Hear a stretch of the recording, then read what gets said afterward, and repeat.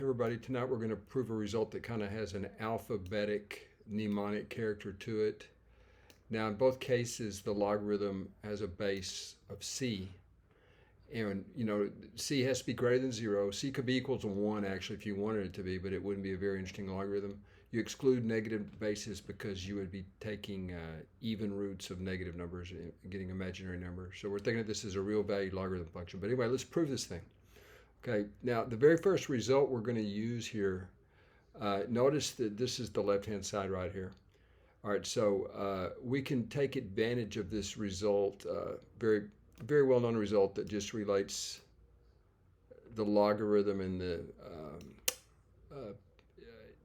exponential function as inverses. And that is the log like this. Okay, notice that the base of the logarithm is the same as the base of the exponential. Okay, that's always equal to x, right? Okay, and that just really, that's a statement that the exponential function and the logarithm function of the same base or just undo each other's work, okay? And that's exactly what we did right here. Notice that c, this b right here, you see this b and this b, right? See, that's all that happened here. We appeal to this result right here, okay? Now the very next thing that happens, the very next rule that we apply is, again, another well-known result of exponential manipulation, I guess. If you have b raised to a power, and then that entire object is elevated to another power, integer or rational, I guess, you have n copies of m copies, so that's m times n copies of b. If you, in a pure combinatorics way. Now, when you get to irrational numbers, that loses its meaning, or as far as I know, it loses its meaning. But you see, that's exactly what we did right here, right?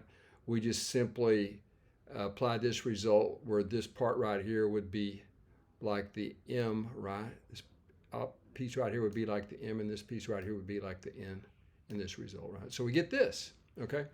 Now the next thing that we apply is just what they call commutativity, way back in 7th grade math.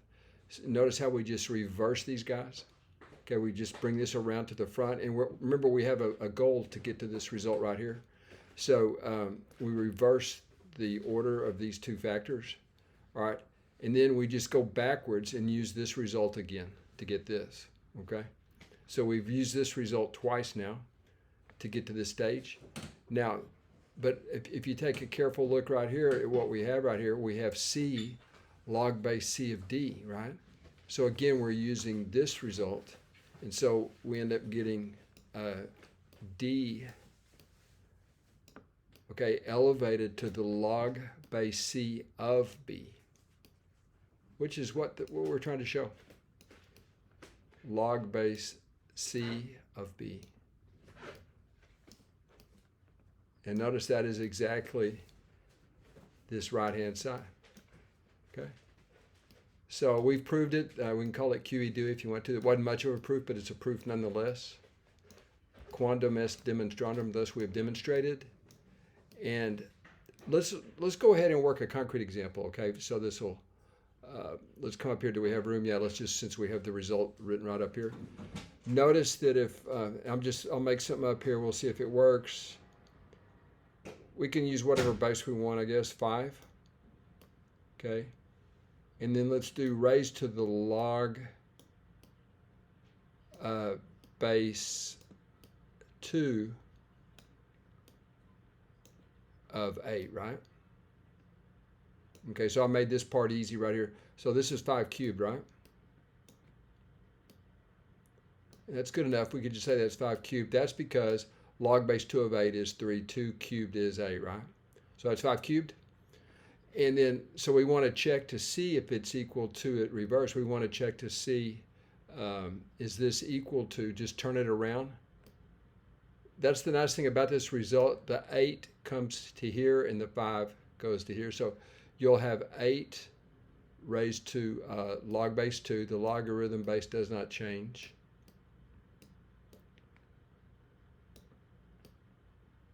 And now we have a 5 sitting right there, right? Now this isn't nice, right? Well, what's up with this? Log base 2 of 5 is a number between, it's an irrational number between 2 and 3, right? But notice that this is 2 cubed right here. 8 is equal to 2 cubed. So you can rewrite this. Let's see, what do we have here? This is 8, and we need to show that this is equal to 5 cubed. Okay, so how might we manage that?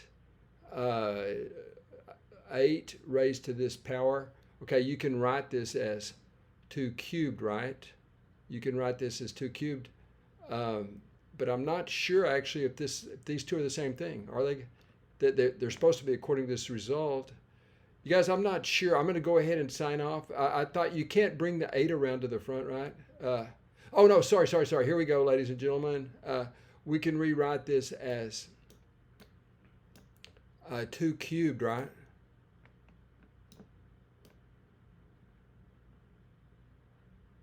And then that's raised to, almost didn't see that. It's pretty easy actually, but it's, okay, that's raised to log base 2 of 5, right? But guess what? Okay, we can use this property down here again, right? And you guys can see that this works out. I'll leave that to you, but you can see that this works out based on this property right here, right? Okay, 2 cubed, this is equal to log base 2. The 2's cancel, right? And so you get the very same thing. You get 5 cubed, folks. Again, verify that. I'm running out of room here, but we're just using this result right here. We multiplied these two, so the 3 will come in front of this, right? And then you can bring it inside, and we'll get the very, very same result, okay, by the inverse function property, okay? All right, you guys, thank you for viewing.